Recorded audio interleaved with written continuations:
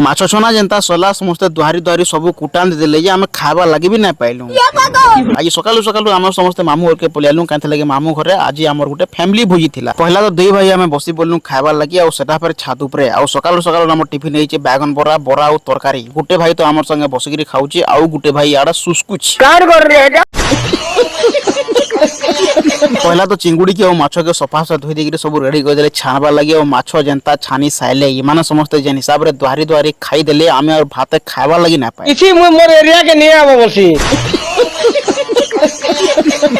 याडे mutton रांधबा लागि मसला कसा चली छै और किछि टाइम पर हमर मटन भी रेडी हे छै और आमे समस्त पलियालु खाबा लागि बादल रेडी करथला सेते लागि आमे समस्त बायडे खाबा लागि बसी पड़लु। तो मटन संगे संगे हमर आहार भी बहुत आइटम हेतला जेंता सलाड चिंगुड़ी खटा मटन और माछ भजा और भात भाई सब देखि रे टाकी हेसी न कुटान देलु पुता गिदी गिदी गिंदा के दागड़ी। बाकी संध्या रे आमे का आइटम बनालु सेटा पार्ट 2 ब्लॉग रे देखमा सेते लागि आईडी के नवा ग्रे फॉलो टे कुटी दियो कथा सुनबो पागल हे जिवो।